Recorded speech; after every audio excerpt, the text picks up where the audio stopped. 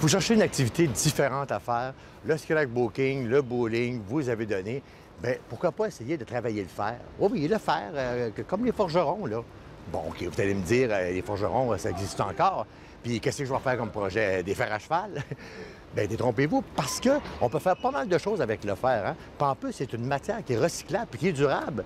Alors, ah oui, puis pour les forgerons, aux Forges de Montréal, il y en a des bons.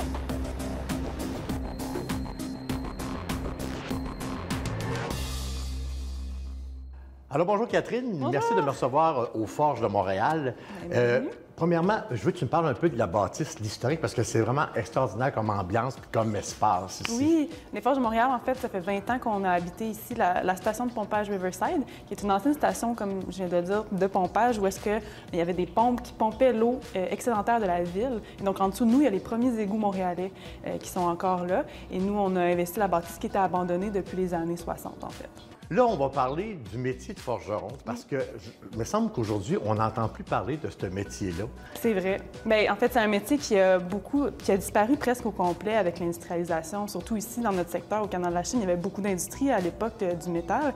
Puis les forgerons, bien, ils se sont transformés, sont devenus plutôt mécaniciens, voituriers. Et donc, il y a eu vraiment une transformation du métier. Quelle est la motivation des gens de venir suivre une formation ici? Apprendre la forge, c'est vraiment pour explorer une nouvelle façon de créer. Donc, il y a vraiment un aspect créatif là-dedans. Les gens sont intéressés à venir aussi travailler de leurs mains beaucoup. On a souvent des gens qui veulent venir, qui ont déjà un background manuel, qui sont déjà en train de travailler le bois ou en train de travailler d'autres matériaux, puis ils veulent venir apprendre à forger de leurs mains. Mais il y a certaines parties aussi des gens qui viennent pour apprendre le métier, qui sont intéressés par ce métier-là. Et la durée de la formation? Oui, bien en fait, on a 3 niveaux de formation. Donc, le niveau débutant, vraiment, c'est des cours de 1 ou de 2 journées. Donc, en 2 jours, tu peux apprendre vraiment les techniques traditionnelles de base. Par contre, on a des cours intermédiaires qui te permettent vraiment d'apprendre à faire de l'outillage, donc d'aller vraiment plus pousser tes connaissances puis tes techniques. Puis les formations professionnelles qu'on donne avec le Conseil des métiers d'art. C'est pas tant le résultat final non plus du cours qui est important, mais bien le processus aussi de l'apprendre puis de prendre le temps de faire la forge en soi là, aussi. Que le fer, c'est quelque chose qui se recycle très facilement, qu'on peut modifier au fil du temps. Puis souvent, on va comparer, par exemple, un marteau forgé par rapport à un marteau de quincaillerie. Mais là, on a un marteau qui coûte, oui, un peu plus cher, mais qui va durer 3 générations.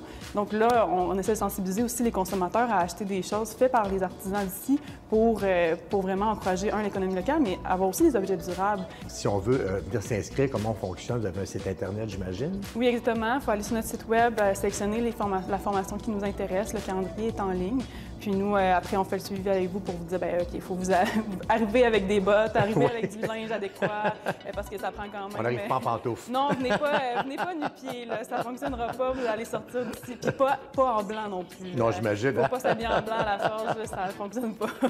J'ai vu aussi qu'à l'entrée, vous avez quand même un musée aussi. Oui. Fait que si on veut quand même venir tâter le pouls un peu, on peut quand même venir voir, on peut quand même venir voir le musée. Sur réservation, on peut venir visiter le musée par petit groupe familial actuellement. Puis le musée permet vraiment de comprendre un peu le bâtiment, où est-ce qu'on est, qui nous on est, puis aussi qu'est-ce que c'est la forge au Québec, comment ça a évolué, les spécialisations et tout ça. On a une visite guidée là, organisée. Au niveau du musée, on est un musée vivant, c'est-à-dire que les gens viennent, ils voient le musée, oui, les objets, mais ils peuvent aussi parler avec les artisans, venir voir l'atelier, puis en apprendre plus pour les formations. Puis des fois, bien, ça les mène ça leur fait un déclic, puis là, ils veulent continuer avec nous à travailler en atelier. Mathieu Colette, le fondateur des Forges, lui, il a suivi son cours en France. Okay. Donc, il a fait une formation de maître à apprenti en France parce qu'au Québec, il n'y a pas d'école de forge, il n'y a pas de diplôme encore non plus qui existe en forge. Ah non? On est le seul lieu au Québec où est-ce qu'on a une formation structurée dans un lieu quand même adéquat, qui est équipé, puis on permet aussi de faire de l'accompagnement avec les jeunes ou les moins jeunes tout au long de l'année. On a aussi un membership artisan qui fait en sorte que les gens peuvent venir forger en atelier aussi en semaine pour se pratiquer. Ah, c'est intéressant. Donc, c'est ça aussi, ça n'existe pas vraiment ailleurs là, au Québec, même au Canada, ce genre d'atelier-là, où est-ce qu'on peut se former puis on peut venir aussi pratiquer là, en semaine sur nos projets. Là. Et qu'est-ce qu'on fait comme, quand on parlait de formation, qu'est-ce que les élèves vont faire comme premier objet? La formation de 2 jours, en fait, permet de faire un pic à feu. Donc, de partir d'une barre vraiment ronde à une barre avec une pointe. On a également, vous faites 2 outils, un ciseau droit et un poinçon. Donc, on apprend à faire ses propres outils qu'on va utiliser le lendemain. On apprend à faire des clous, parce que le clou est quand même l'objet principal de base. Si vous faites beaucoup de clous quand vous êtes un débutant.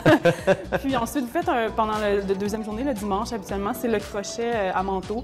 Il y en a aussi un cours de coutellerie qui permet d'apprendre en 2 jours à faire son propre couteau. Puis un cours d'une journée qui permet aussi de faire un petit couteau intégral, mais sans manche, donc vraiment un couteau en une pièce. Bien, écoute, Catherine, merci beaucoup. C'est super inspirant, c'est très intéressant. Je vais inviter les gens à vous appeler ou à venir voir, aller voir votre site Internet et venir voir peut-être même le musée. Ça peut te donner des idées pour après ça venir suivre le cours. Merci beaucoup, Catherine. Plaisir. Quand on choisit une formation aux Forges de Montréal, c'est une façon d'apprendre, de conserver, de partager le savoir-faire de nos ancêtres qui ont créé notre histoire et qui permettent aussi de la retransmettre à notre génération future. Alors, pour en savoir davantage sur les formations des Forges de Montréal, consultez leur site Internet ou leur page Facebook.